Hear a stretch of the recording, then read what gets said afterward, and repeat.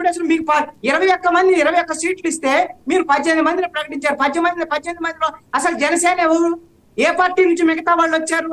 ఎందుకు రావి సౌజన్య గారికి ఎందుకు టికెట్ రాలేదు? ఎందుకు పోతున్న టికెట్ రాలేదు? ఎందుకు టికెట్ రాలేదు? వీళ్ళందరూ అవ్వటానికి కాల్ చేయడానికి ఇందుకు మాత్రమే పనికొస్తారు. వీళ్ళు ఎన్నికల్లో పోటీ చేయడానికి పనికిరాదు, వీళ్ళకి అర్హత లేదు, వీళ్ళ కోర్టు లేవు, వీళ్ళు ఎన్నికల్లో గెలిచేటువంటి వాళ్ళు కాదు.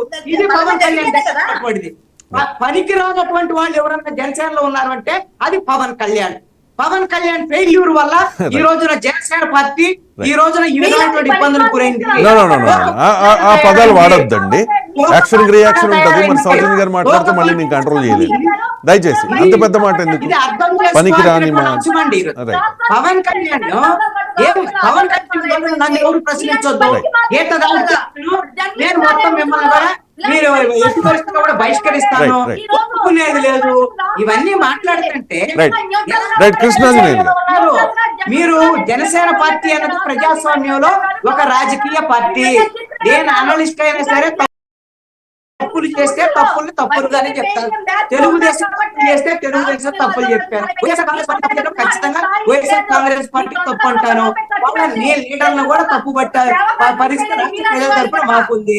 పవన్ కళ్యాణ్ తప్పులు చేయటము, అదే విధంగా ఈ రోజున రాజకీయ పార్టీలకు ఈ రోజున జనసేన పార్టీని మాట్లాడుతున్నారు అనేటువంటిది జనసేన నాయకుల యొక్క ఆవేదన. ఇది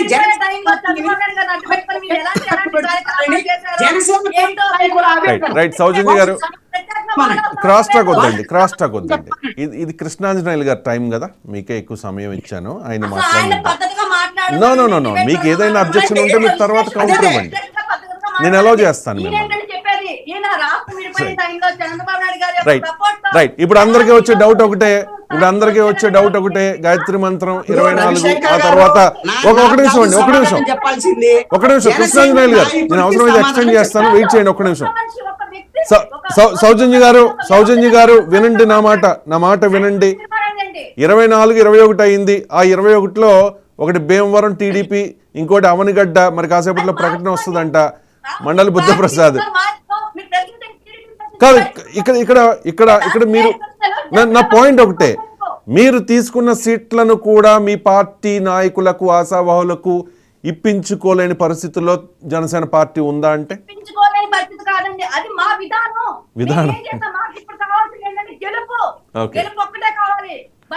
మరి అలాంటప్పుడు ఒక్క నిమిషం కృష్ణాంజనేయులు గారు